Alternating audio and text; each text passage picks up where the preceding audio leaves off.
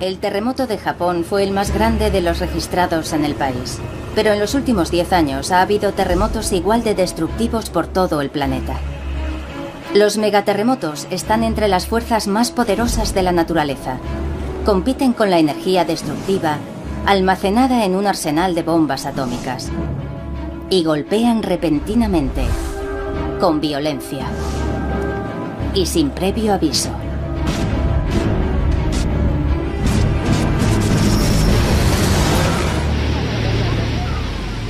En 2004, un megaterremoto desencadenó en Sumatra un monstruo que mató a más de 250.000 de personas.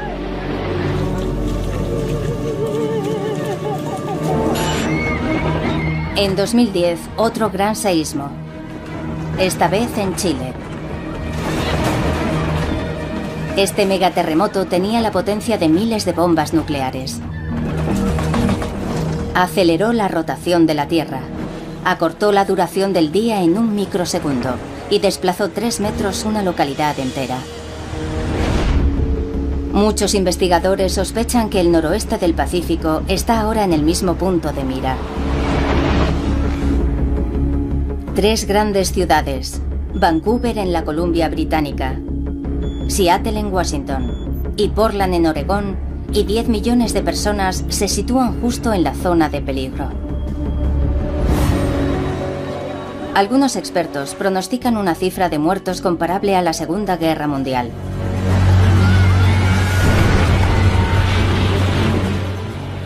En la que murieron hasta 4 de cada 1000 personas. En la historia reciente, Chile fue arrasado por un terremoto de magnitud 8,8. Y en 2004, Sumatra tembló con la fuerza de un seísmo de magnitud 9,1.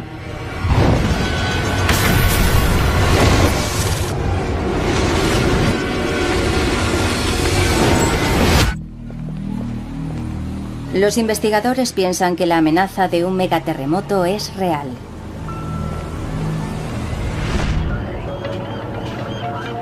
Justo frente a la costa, bajo las olas oceánicas, yace oculta una bomba de relojería.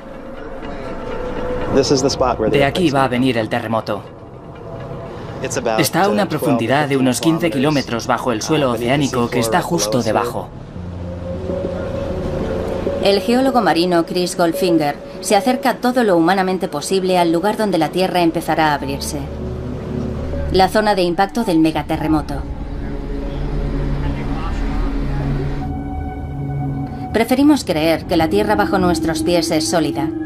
Pero fíjense bien. La corteza en realidad está formada por alrededor de una docena de placas que se desplazan, se extienden y friccionan entre sí a lo largo de las líneas de falla. Así es como se gestan los grandes terremotos. En Cascadia, una de las placas del Pacífico llamada Juan de Fuca converge con la norteamericana y se hunde por debajo de ella. Es una franja especial llamada zona de subducción. Un megaterremoto se forma cuando 2 placas se quedan enganchadas, aumenta la presión y al final se liberan con furia. Los investigadores no pueden mirar en el interior de la Tierra y observar las placas, pero los instrumentos de alta tecnología dibujan un panorama de catástrofe inminente. Una cámara submarina graba imágenes del lugar donde ambas placas están en contacto, a unos 100 kilómetros de la costa. El vídeo apenas revela señales de alarma. Pero Goldfinger ve fuerzas descomunales y peligrosas en acción. Bien, vamos a sacarlo. El sonar detecta lo invisible para la cámara.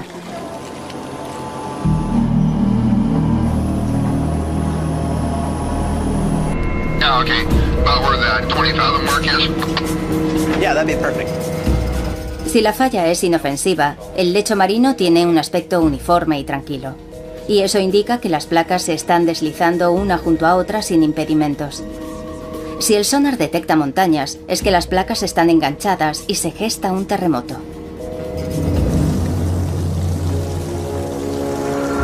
El mapa del sonar es claro.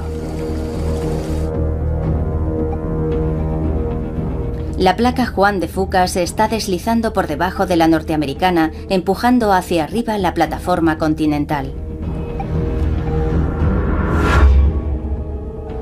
pero no están deslizándose sin rozarse. Están atascadas en una colisión. La placa norteamericana se está arqueando debido a la presión de la placa oceánica y en algún momento se liberará de repente con una tremenda sacudida. Un terremoto de subducción es el seísmo más impresionante que hay, porque las dimensiones del terremoto son proporcionales a la superficie que mueve mientras se produce. Y esa superficie es enorme. Mide unos 1000 kilómetros de largo y se extiende desde el sur de Canadá hasta el norte de California. Tiene al menos 50 kilómetros de ancho. Es tan grande como Irlanda. Una superficie tan extensa crea un terremoto colosal. La falla que lo origina es tan grande que los científicos la han llamado megasacudida. Aunque ya se han registrado otros con anterioridad, ninguno ha puesto en peligro una zona tan desarrollada como Cascadia. En los últimos tiempos no ha habido ningún megaterremoto en una gran ciudad. El mundo aún no ha visto tal grado de destrucción en una gran urbe.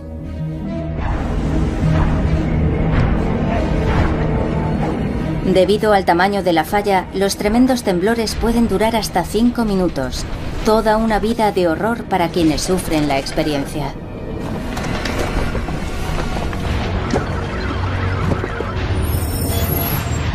Los terremotos en zonas de subducción son diferentes porque tardan mucho más en romper debido a que la fractura abarca una extensa zona. La amenaza es siniestra y plantea una duda terrorífica. ¿Cuándo golpeará la megasacudida?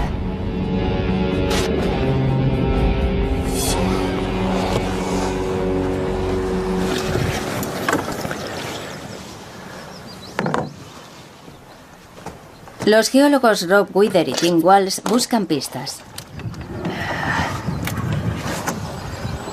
Algunos indicios son crípticos y oscuros, como las leyendas milenarias de los indígenas americanos.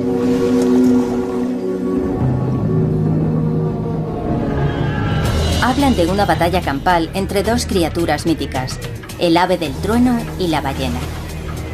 Algunos interpretan que el ave del trueno representa una fuerte sacudida terrestre y la ballena, el mar. Estos relatos indígenas describen una batalla típica en la que el ave del trueno atrapa a la ballena y la suelta en la tierra. Para los geólogos, la violenta agitación representa un terremoto. Las leyendas también insinúan que la agitación hizo que el mar invadiera la tierra.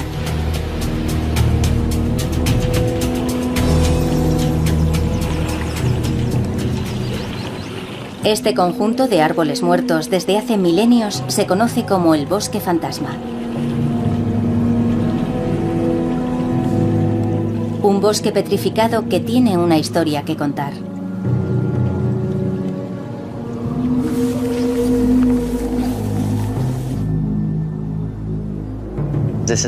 Este bosque que tenemos detrás era un bosque sano, exuberante, repleto de cedro rojo del Pacífico y pícea de Sitka.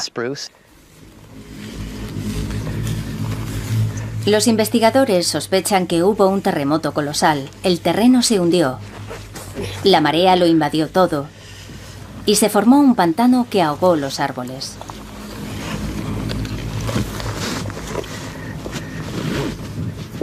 Al quedar sumergido, el bosque no pudo sobrevivir en agua salada y los árboles empezaron a morir. No es el único caso. En Alaska, un terremoto causó la muerte de un bosque en 1964. La sacudida de magnitud 9,2 fue de las mayores registradas en la historia.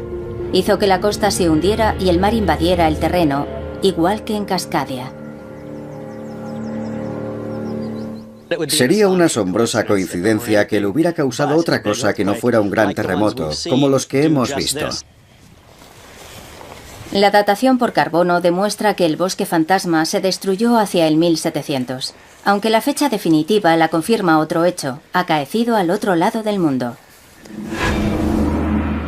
En Japón. Y que también causó una gran inundación. El reciente tsunami de Japón no ha sido el primero en golpear el litoral japonés. Surgidas de la nada, unas olas gigantescas alcanzaron violentamente la costa. Ocurrió el 27 de enero de 1700, en la época en que murieron los árboles de Cascadia. Apuntaba a Cascadia como el lugar donde se había formado el tsunami. Las piezas encajaban. En enero de 1700 había tenido lugar un terremoto colosal que había hundido la costa y anegado los bosques. Y de la misma forma que con el reciente terremoto de Japón, se formó un tsunami que en poco tiempo alcanzó las costas americanas. El terremoto de Cascadia también había generado un tsunami tan potente como para inundar las tierras de los desprevenidos campesinos a miles de kilómetros. Tuvo que ser un terremoto de magnitud 9 o 9,1. Es decir, tuvo que romperse toda la zona de subducción de Cascadia, de un extremo a otro, y eso es una distancia de unos 1000 kilómetros. Los megaterremotos han azotado Cascadia en un pasado reciente. ¿Cuándo golpeará el siguiente?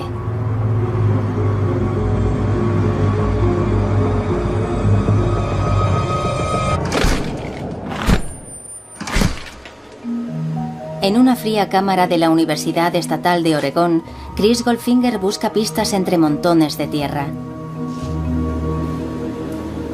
Son muestras que ha recogido del suelo oceánico a gran profundidad. Goldfinger sospecha que podrían revelar la frecuencia de los megaterremotos. Tiene unas 200 muestras de testigos de sondeo. Juntas cuentan una historia que abarca 10.000 años. Al menos para un geólogo capaz de interpretarlas. Lo que vemos aquí dentro son sedimentos de los últimos miles de años. Esto es un terremoto que va desde aquí hasta aquí. A partir de los sutiles cambios en el terreno, Goldfinger deduce un patrón. Los cambios marcan dónde se ha desencadenado un deslizamiento de tierras submarinas debido a un terremoto.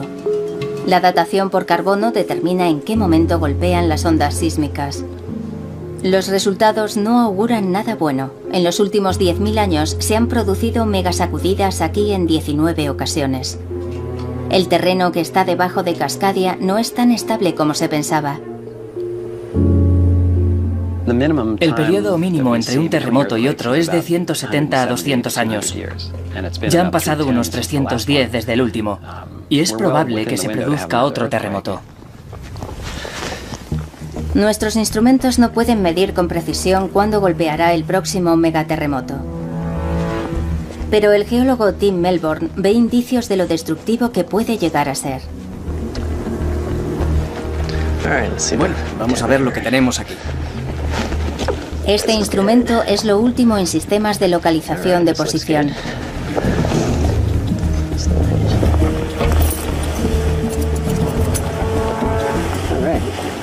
Están las 5 luces encendidas. El sistema GPS revela lo que no podemos ver ni sentir, y las lecturas son alarmantes. Aquí el terreno se está moviendo. Esta estación se mueve unos 2 centímetros por año, porque a medida que la placa Juan de Fuca se va deslizando por debajo del continente, arrastra a la placa norteamericana. El GPS emite una luz que indica una fuerza increíble. El movimiento varía, pero por término medio, la región está siendo empujada en dirección oeste a un ritmo de 4 centímetros al año. Es una distancia descomunal en términos geológicos. Desde que se produjo el último megaterremoto en 1700, Cascadia se ha desplazado hasta 12 metros. Y también vemos en el GPS que la línea de costa se mueve a mayor velocidad que el terreno que está más al interior, y eso hace que la placa norteamericana se abombe. Una franja de unos 1000 kilómetros se está comprimiendo. La corteza se está comprimiendo, como un muelle. Cuando la falla que provoca toda esa compresión rompe, se produce el terremoto, el muelle salta y todo sale disparado. La zona atrapada entre las placas se libera y de repente y sin avisar, un terreno del tamaño de Irlanda se levanta bruscamente más de 10 metros. Tanto la tierra como el agua del mar se estremecen y agitan con una furia colosal. Si hubiera un terremoto en Seattle y uno estuviera en el centro de la ciudad, se desplazaría entre 3 y 5 metros hacia el suroeste. Y si estuviera en la costa, se encontraría con que también se ha desplazado hacia el suroeste, pero entre 5 y 10 metros. El terreno que la falla había ido empujando hacia arriba a lo largo de 3 siglos se desplomaría. Lo que había subido, la costa, cae. Y lo que había bajado, al borde de la falla, sale disparado hacia arriba. El ecosistema se transforma cuando hay un terremoto. Las playas desaparecen bajo las olas. Las ciudades costeras que están más hacia el interior se encuentran con el océano a las puertas. Un bosque tras otro podrían dejar de existir. No hay incertidumbre. Este movimiento en vertical junto a la costa de los terremotos de la zona de subducción lo hemos visto en decenas de casos. Con la liberación de las placas, también es posible que se desencadene uno de los fenómenos más destructivos, el tsunami. Hace que toda el agua que está encima del fondo marino se levante de golpe y luego caiga por su propio peso y fluya hacia la tierra y a través del Pacífico. El tsunami podría llegar a alcanzar los 15 metros de altura, lo suficiente para borrar del mapa localidades enteras.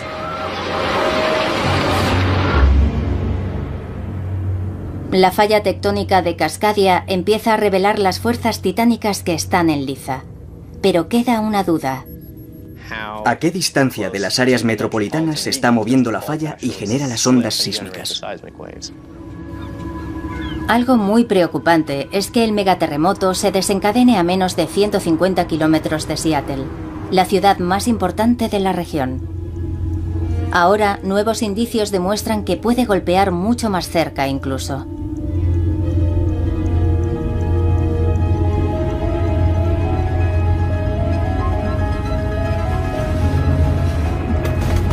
No lejos de Seattle, la falla está vibrando.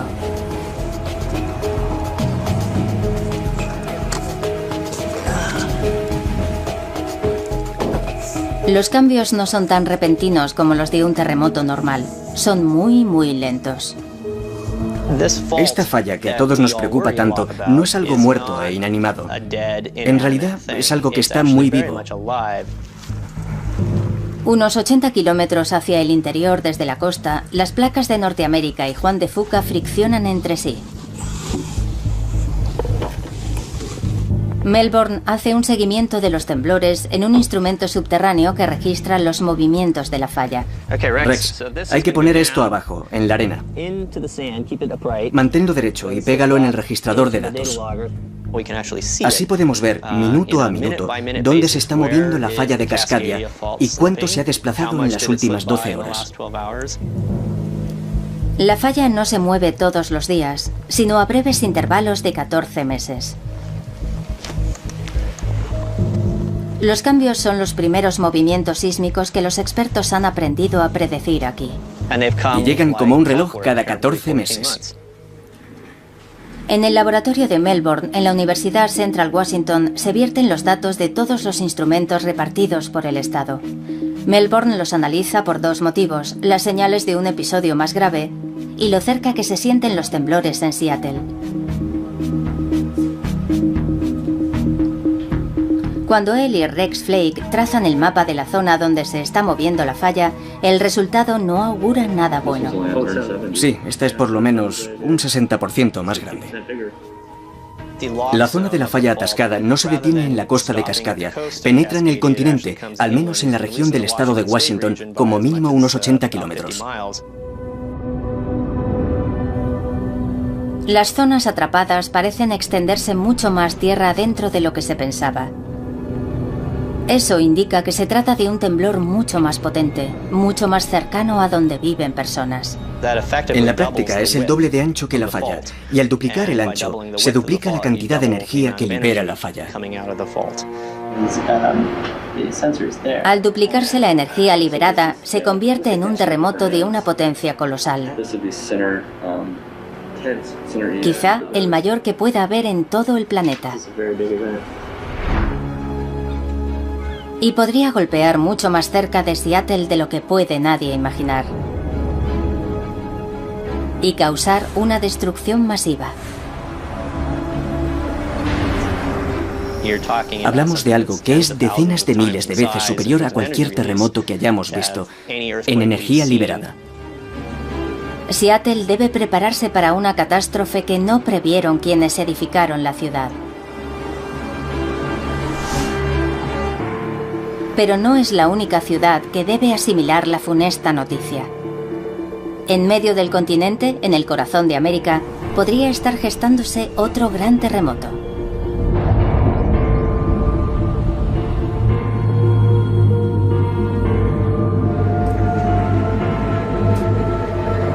Memphis, Tennessee, está muy alejada del paisaje sísmico tradicional. Sin embargo, aquí la tierra puede temblar con una fuerza capaz de detener el curso del poderoso río Mississippi. Eso fue lo que presenciaron con absoluta perplejidad los primeros colonos en 1811.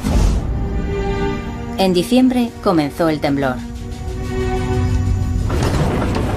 Y continuó de manera intermitente durante meses. Hubo 3 o 4 terremotos muy grandes y también varios miles de réplicas. Los relatos de los testigos describen tremendos temblores que derriban árboles y chimeneas en un área de 100.000 kilómetros cuadrados, el tamaño de Islandia.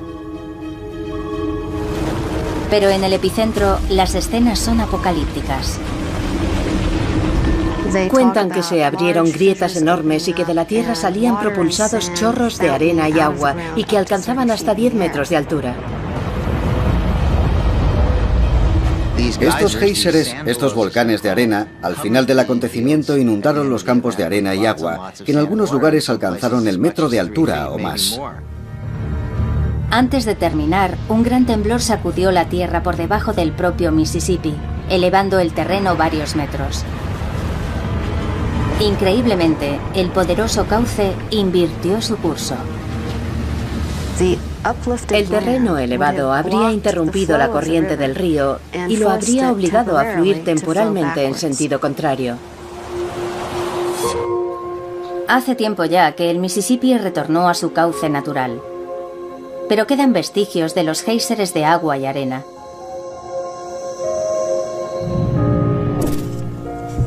Las excavaciones de estos géiseres y la búsqueda de fallas ocultas ponen al descubierto lo que sucedió aquí y lo que puede ocurrir en Memphis.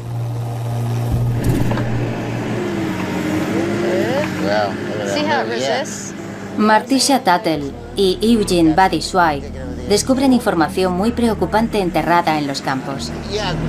Los terremotos de 1811 y 1812 no sucedieron por casualidad. Solo eran los últimos de una serie que se extiende a lo largo de cientos, si no miles de años.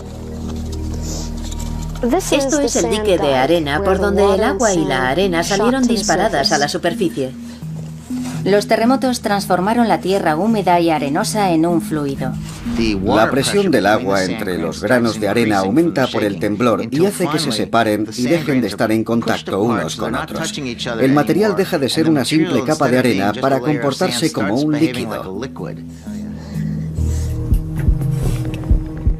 Los temblores licuaron el terreno hasta una profundidad de 6 metros aproximadamente. El aumento de la presión dentro del terreno licuado lo obligó a buscar una salida. Hizo erupción. Pero no todos los volcanes de arena datan de 1811 y 12. Muchos erupcionaron anteriormente, lo que revela un patrón de sacudidas aquí, en el centro del continente. Los más antiguos se concentran en torno a los años 1450 y 900 después de Cristo, y hay algunos más antiguos aún. Cada 500 años parece ser que ha habido también un gran terremoto, en realidad una sucesión de terremotos. En una región donde apenas existe otra actividad sísmica, a miles de kilómetros del borde de la plataforma continental, esta repetición cada 500 años ha convulsionado el campo de la ciencia que estudia los terremotos. Si sobrevuelas la parte central de Estados Unidos, ves un paisaje de granjas muy tranquilo, sin montañas. No hay declives bruscos del terreno. ¿Qué fuerzas ocultas generan estos terremotos? Beatriz Magnani, de la Universidad de Memphis, intenta descubrirlas.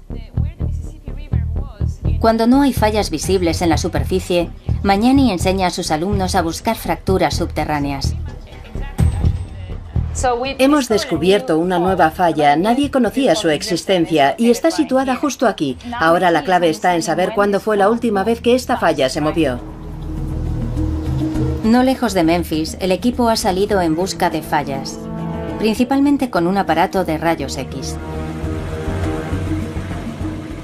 Listos para empezar. Utilizan las ondas sísmicas, las mismas ondas que genera un terremoto.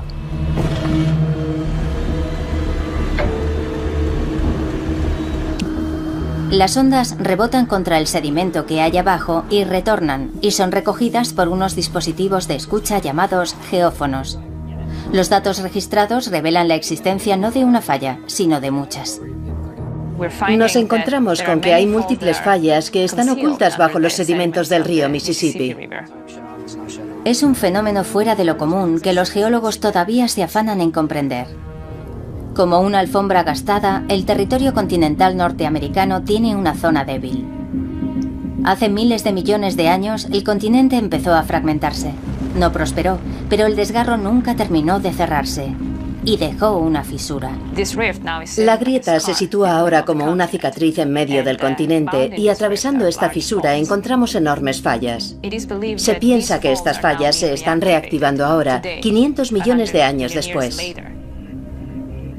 Los científicos aún no saben por qué las fallas se mueven y generan terremotos, pero cuando tiene lugar uno, puede desencadenar otro en las proximidades. Seguramente por eso, en lugar de haber un solo terremoto en 1811 y en 1812, en realidad hubo múltiples episodios, porque hay tantas fallas fragmentándose en esta zona que cuando una grande se rompe tiene que amoldarse a las demás. Los constructores de Memphis nunca lo supieron, pero habían edificado su ciudad muy cerca de un importante sistema de fallas.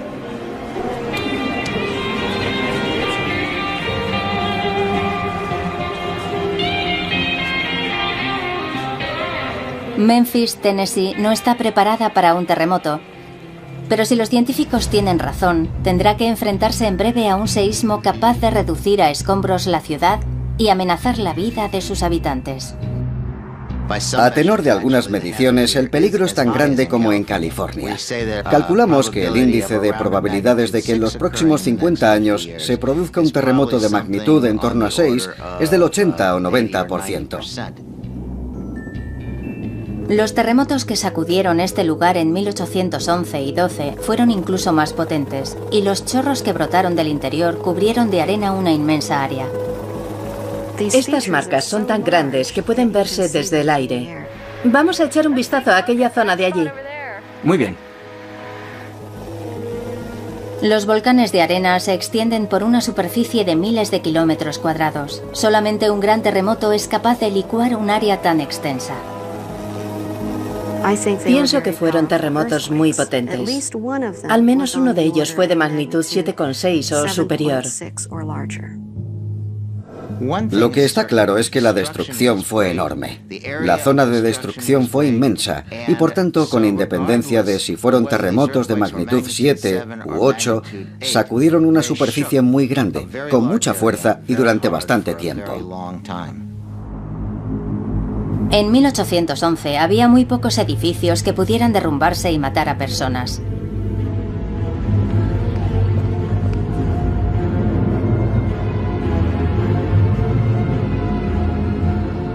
Pero hace muy poco hemos sido testigos de lo que puede suceder cuando un potente terremoto sacude una ciudad desprevenida.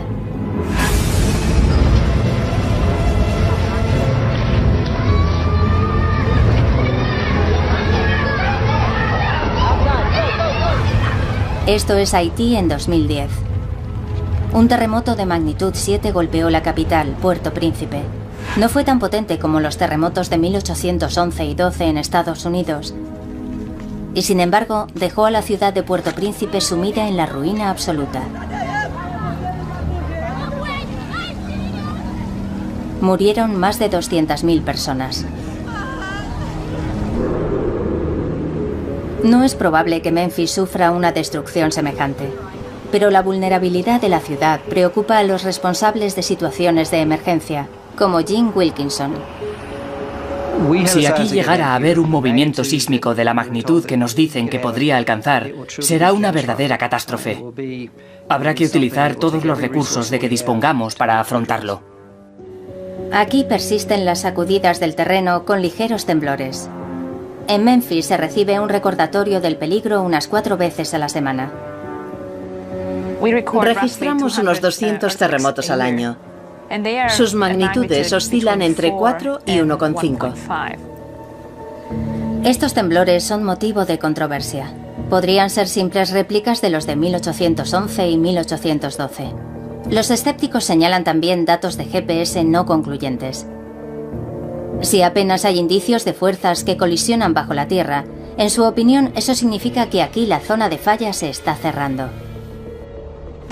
Su teoría es que los terremotos de 1811 y 12 y los grandes terremotos que los precedieron cada 500 años han desactivado ese sistema de fallas. No deberíamos esperar otro terremoto hasta dentro de unos 10.000 años. Beatriz Magnani está entre los que piensan que el peligro existe.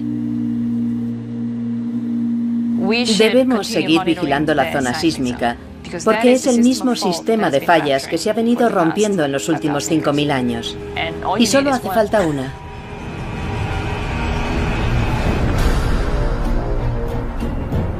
A las afueras de Memphis hay una falla oculta que podría comportarse como un muelle. Está a punto de saltar.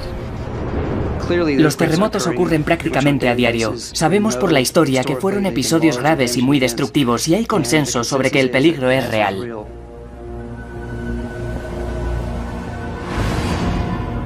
$3.000 kilómetros al noroeste, en Cascadia, no hay controversia. Aquí el tiempo ya ha empezado a correr.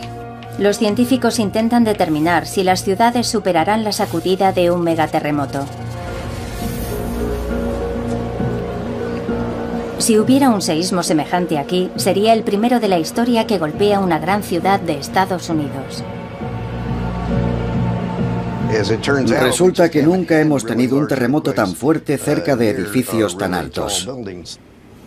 Tom Heaton, del Instituto de Tecnología de California, y Kim Olsen, de la Universidad Estatal de San Diego, han estudiado cada uno por su cuenta cómo afectaría un megaterremoto a Cascadia. En el modelo tridimensional de Olsen, toda la región sufre una brusca agitación. Aparece coloreado de amarillo y verde. Es un fenómeno observado en muchos terremotos. El terreno se agita de un lado a otro muy deprisa. Con una vibración tan rápida, los edificios de ladrillo sin reforzar tienden a derrumbarse. Son edificios que suelen terminar en escombros, matando a las personas que están dentro.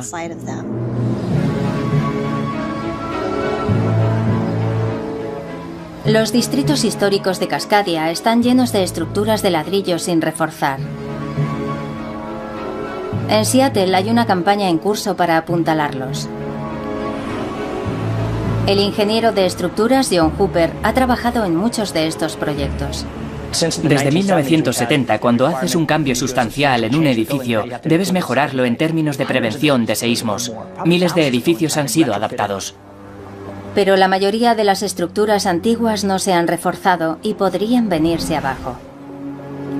En Portland, la más antigua de las grandes ciudades de la región, se considera que prácticamente todos los edificios históricos corren peligro. Luego está el riesgo adicional del terremoto, su duración. En el modelo de Olsen, la sacudida dura más de 5 minutos. Tantos temblores no solo harán que se derrumben los edificios de ladrillo, sino que además el terreno se licúe, las autopistas se resquebrajen y los puentes se vengan abajo. Ante una deformación permanente del terreno, los edificios o estructuras que hay encima pueden resultar gravemente dañados. Yumei Wang vigila las amenazas geológicas que se ciernen sobre Oregón. Cree que se producirá un megaterremoto en Cascadia que licuará el terreno a lo largo de los cauces fluviales, interrumpiendo el suministro de energía y combustible en todo el estado. Los tanques de almacenamiento de combustible probablemente vaciarán su vital contenido en el río y las líneas de alta tensión se caerán. Aquí el terreno podría agrietarse y separarse unos 8 metros arrastrando las torres.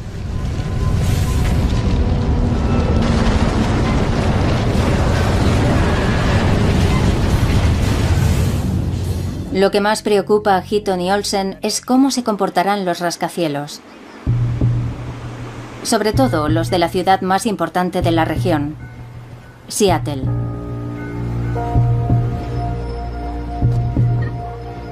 Los rascacielos se construyen para que sean flexibles, cualidad que debería permitirles mantenerse en pie tras un terremoto.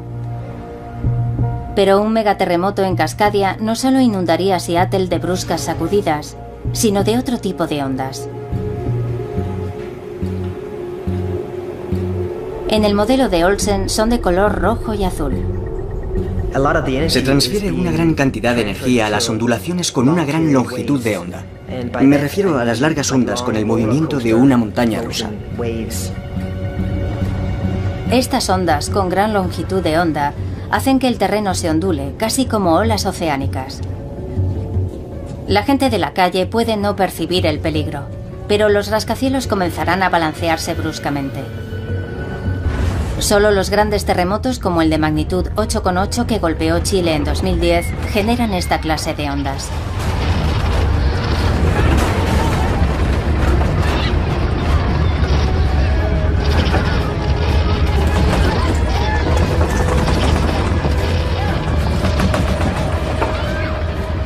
Estas ondas pueden ser especialmente peligrosas en Seattle, porque la ciudad está asentada en suelos profundos que atrapan la energía sísmica. Amplifica esos movimientos lentos de la Tierra. Hace que sean mayores y que duren más tiempo. Lo que tememos es que el balanceo se acentúe tanto que los rascacielos terminen desplomándose.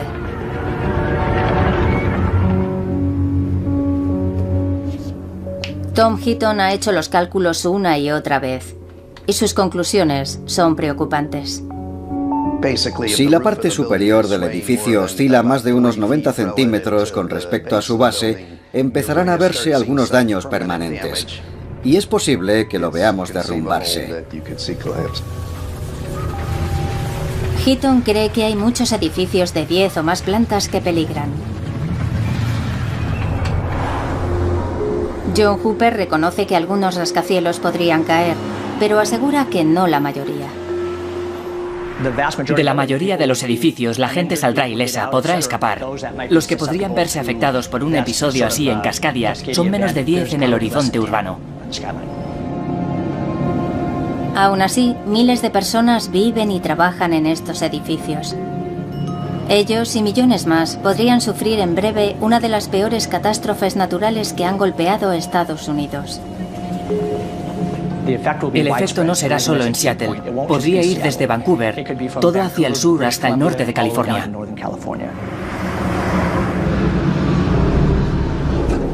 El escenario de la pesadilla. El terremoto estalla una tarde soleada entre semana, en pleno verano.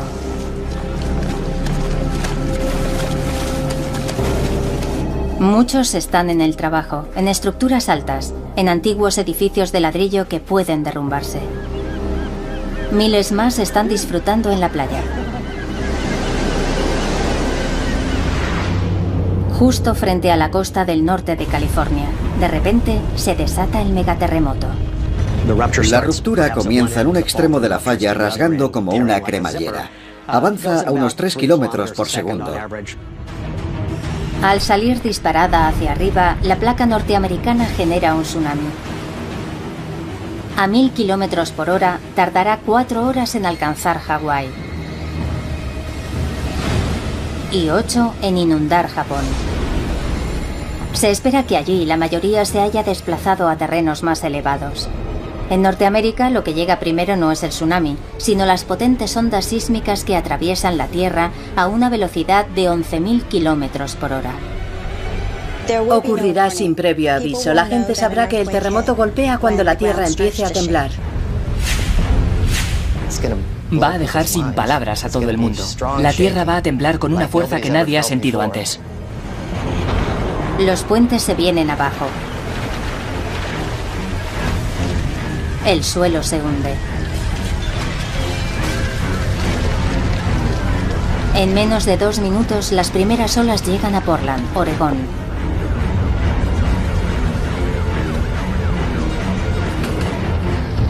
Yo buscaría algo resistente como una mesa maciza y haría lo de agacharse, cubrirse y sujetarse fuerte. Las personas que estén en los edificios históricos de la ciudad no tendrán mucho tiempo. Cientos, si no miles, podrían verse atrapadas en ellos. En menos de 30 segundos, las primeras olas llegan a Seattle. La violenta sacudida no es sino el principio de lo que le espera a la mayor ciudad de Cascadia.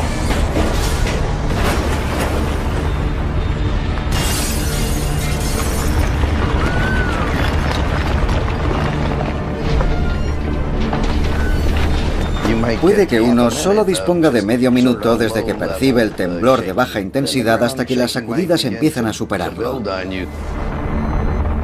El suelo profundo de la ciudad atrapa las ondas y las amplifica.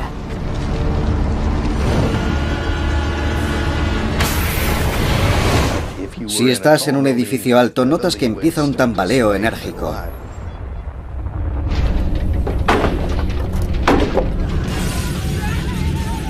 El temblor dura más de 2 larguísimos minutos. Se desencadenan incendios en toda la zona. Podría haber miles de corrimientos de tierra. A partir de los 3 minutos y medio, algunos rascacielos empiezan a sufrir daños catastróficos.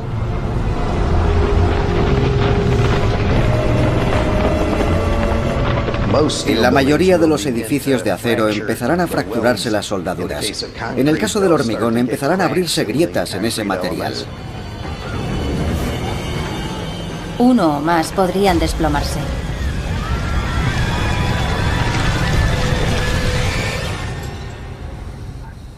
Parece una eternidad, pero al cabo de 5 minutos y medio, el suelo al fin deja de temblar. Los supervivientes de las ciudades desalojan la zona. Acaban de sufrir uno de los fenómenos más violentos del planeta.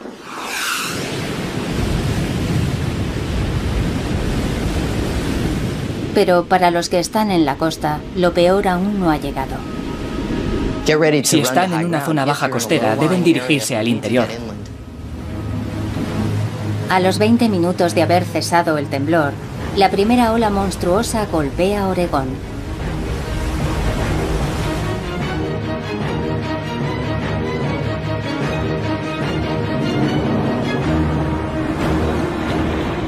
No es una simple ola.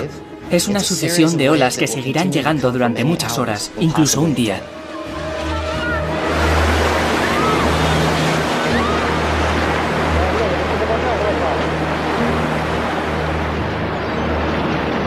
Cuando termine, 3 grandes ciudades habrán quedado prácticamente aisladas y destrozadas. Kilómetros de litoral habrán sido borrados del mapa. Miles de edificios habrán quedado destruidos o con daños permanentes. Más de 1 millón de personas se habrán quedado sin hogar. En Oregón habrán muerto hasta un total de 5.000 personas. Y pensamos que es un cálculo a la baja y que la cifra puede ser mayor. Es como nuestro Katrina, aunque pensamos que los daños serán muy superiores. Con la planificación adecuada, los servicios de emergencia no tardarán en llegar a la zona. Los helicópteros traerán el combustible y los alimentos y medicamentos necesarios. Y poco a poco, la región volverá a la vida. Pero la clave para una pronta recuperación es la prevención. Entonces, con esta adaptación, lo que hace es conectar los suelos con las torres. Sí. Para que se mueva todo a la vez. Sí. Lo que ve aquí es el acero que hemos colocado. Hay múltiples técnicas de ingeniería estructural que se pueden aplicar para reforzar el edificio y evitar que se derrumbe. Cientos de personas trabajan en este laboratorio de la Universidad Estatal de Portland. Piensan que se hubiera derrumbado en un megaterremoto en Cascadia. Si se hace la adaptación adecuada, este edificio se comportará mucho mejor que un edificio normal. Estados Unidos es un país resistente. Después de sufrir catástrofes como la del Katrina o los atentados del World Trade Center, fuimos capaces de recuperarnos y después de un terremoto en Cascadia, sabremos recuperarnos. Hoy, un día cualquiera de verano, Cascadia es la imagen de la tranquilidad, completamente ajena al peligro que acecha en el fondo del mar y en las profundidades de sus majestuosos volcanes. Portland, Vancouver y Seattle están a salvo. Por ahora.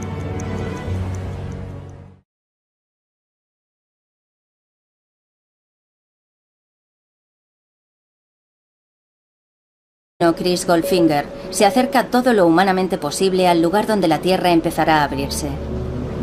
La zona de impacto del megaterremoto. Preferimos creer que la Tierra bajo nuestros pies es sólida.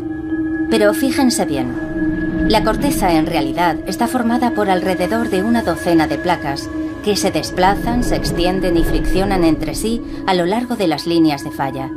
Así es como se gestan los grandes terremotos. En Cascadia, una de las placas del Pacífico llamada Juan de Fuca converge con la norteamericana y se hunde por debajo de ella. Es una franja especial llamada zona de subducción. Un megaterremoto se forma cuando dos placas se quedan enganchadas, aumenta la presión y al final se liberan con furia. Los investigadores no pueden mirar en el interior de la Tierra y observar las placas, pero los instrumentos de alta tecnología dibujan un panorama de catástrofe inminente. Una cámara submarina graba imágenes del lugar donde ambas placas están en contacto, a unos 100 kilómetros de la costa.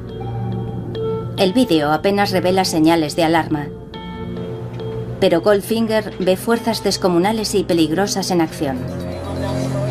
Bien, vamos a sacarlo. El sonar detecta lo invisible para la cámara.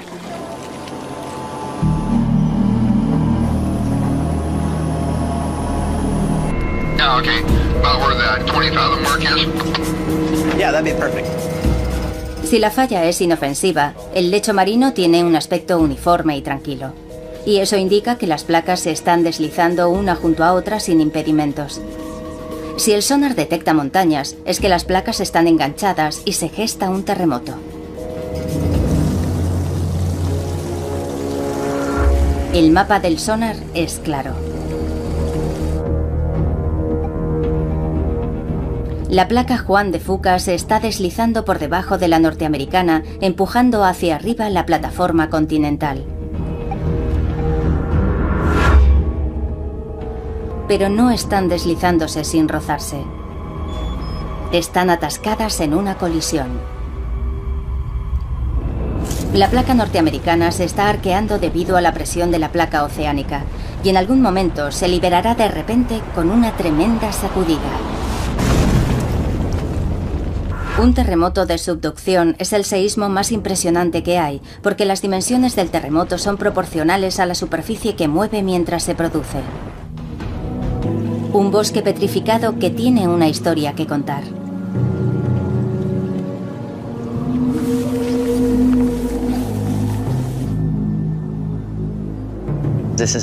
Este bosque que tenemos detrás era un bosque sano, exuberante, repleto de cedro rojo del Pacífico y pícea de Sitka.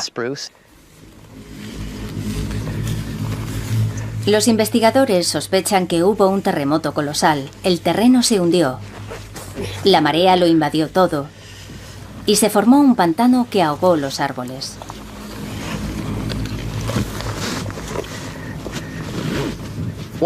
Al quedar sumergido, el bosque no pudo sobrevivir en agua salada y los árboles empezaron a morir. No es el único caso. En Alaska, un terremoto causó la muerte de un bosque en 1964. La sacudida de magnitud 9,2 fue de las mayores registradas en la historia. Hizo que la costa se hundiera y el mar invadiera el terreno, igual que en Cascadia. Sería una asombrosa coincidencia que le hubiera causado otra cosa que no fuera un gran terremoto, como los que hemos visto. La datación por carbono demuestra que el bosque fantasma se destruyó hacia el 1700, aunque la fecha definitiva la confirma otro hecho, acaecido al otro lado del mundo. En Japón. Y que también causó una gran inundación. El reciente tsunami de Japón no ha sido el primero en golpear el litoral japonés. Surgidas de la nada, unas olas gigantescas alcanzaron violentamente la costa. Ocurrió el 27 de enero de 1700, en la época en que murieron los árboles de Cascadia. Apuntaba a Cascadia como el lugar donde se había formado el tsunami. Las piezas encajaban. En enero de 1700 había tenido lugar un terremoto colosal que había hundido la costa y anegado los bosques. Y de la misma forma que con el reciente terremoto de Japón, se formó un tsunami que en poco tiempo alcanzó las costas americanas. El terremoto de Cascadia también había generado un tsunami tan potente como para inundar las tierras de los desprevenidos campesinos a miles de kilómetros. Tuvo que ser un terremoto de magnitud 9 o 9,1.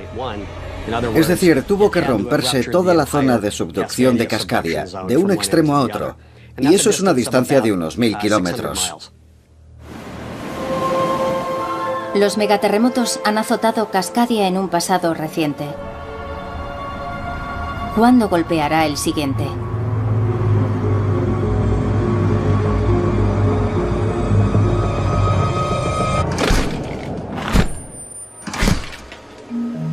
En una fría cámara de la Universidad Estatal de Oregón, Chris Goldfinger busca pistas entre montones de tierra.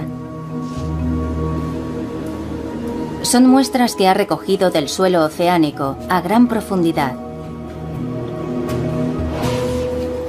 Goldfinger sospecha que podrían revelar la frecuencia de los megaterremotos. Tiene unas 200 muestras de testigos de sondeo. Juntas cuentan una historia que abarca 10.000 años. Al menos para un geólogo capaz de interpretarlas. Lo que vemos aquí dentro son sedimentos de los últimos miles de años. Esto es un terremoto que va desde aquí hasta aquí. A partir de los sutiles cambios en el terreno, Goldfinger deduce un patrón. Los cambios marcan dónde se ha desencadenado un deslizamiento de tierras submarinas debido a un terremoto. La datación por carbono determina en qué momento golpean las ondas sísmicas. Los resultados no auguran nada bueno. En los últimos 10.000 años se han producido megasacudidas aquí en 19 ocasiones. El terreno que está debajo de Cascadia no es tan estable como se pensaba. El periodo mínimo entre un terremoto y otro es de 170 a 200 años. Ya han pasado unos 310 desde el último, y es probable que se produzca otro terremoto. Nuestros instrumentos no pueden medir con precisión cuándo golpeará el próximo megaterremoto. Pero el geólogo Tim Melbourne ve indicios de lo destructivo que puede llegar a ser. Bueno, vamos a ver lo que tenemos aquí. Este instrumento es lo último en sistemas de localización de posición.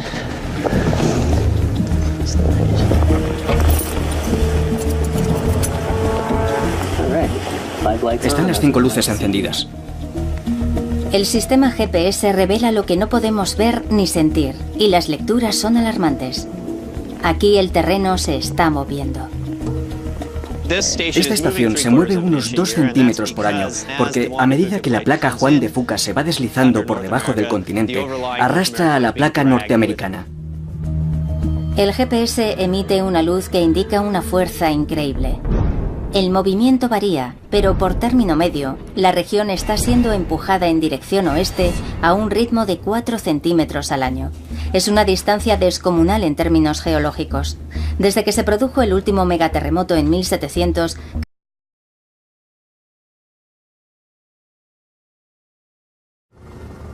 el terremoto de Japón fue el más grande de los registrados en el país. Pero en los últimos 10 años ha habido terremotos igual de destructivos por todo el planeta. Los megaterremotos están entre las fuerzas más poderosas de la naturaleza. Compiten con la energía destructiva almacenada en un arsenal de bombas atómicas.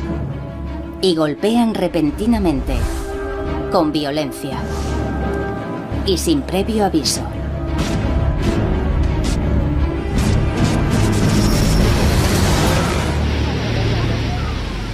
En 2004, un megaterremoto desencadenó en Sumatra un monstruo que mató a más de 250.000 de personas.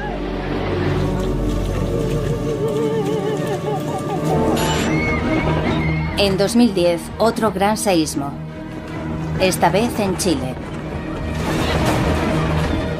Este megaterremoto tenía la potencia de miles de bombas nucleares. Aceleró la rotación de la Tierra, acortó la duración del día en 1 microsegundo y desplazó 3 metros una localidad entera. Muchos investigadores sospechan que el noroeste del Pacífico está ahora en el mismo punto de mira. 3 grandes ciudades, Vancouver en la Columbia Británica, Seattle en Washington y Portland en Oregón, y 10 millones de personas se sitúan justo en la zona de peligro. Algunos expertos pronostican una cifra de muertos comparable a la Segunda Guerra Mundial.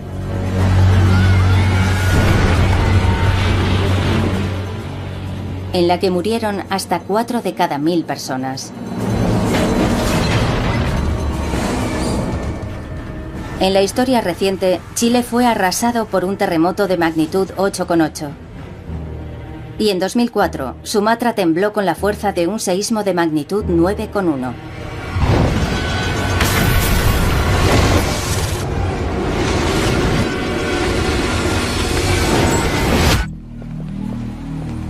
Los investigadores piensan que la amenaza de un megaterremoto es real.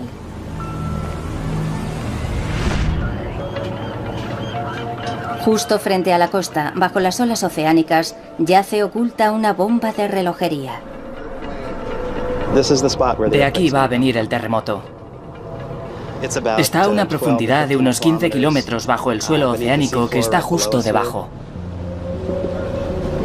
El geólogo marino, y esa superficie es enorme.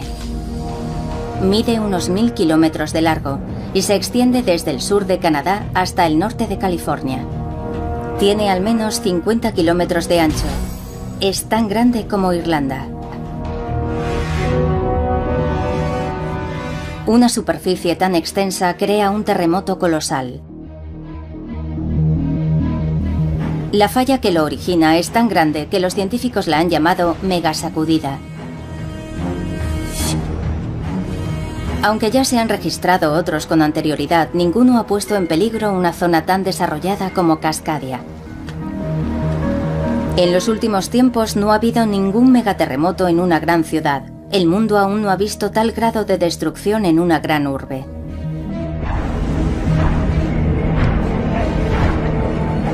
Debido al tamaño de la falla, los tremendos temblores pueden durar hasta 5 minutos. Toda una vida de horror para quienes sufren la experiencia.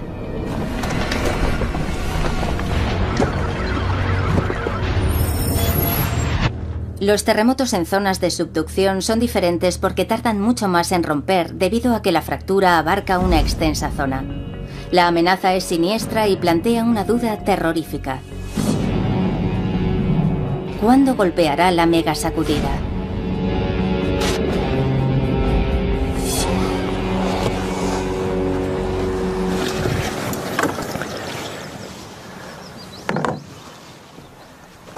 Los geólogos Rob Wither y Tim Walsh buscan pistas. Algunos indicios son crípticos y oscuros, como las leyendas milenarias de los indígenas americanos.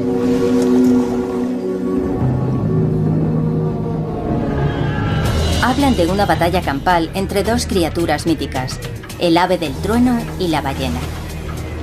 Algunos interpretan que el ave del trueno representa una fuerte sacudida terrestre y la ballena, el mar. Estos relatos indígenas describen una batalla típica en la que el ave del trueno atrapa a la ballena y la suelta en la tierra. Para los geólogos, la violenta agitación representa un terremoto. Las leyendas también insinúan que la agitación hizo que el mar invadiera la tierra.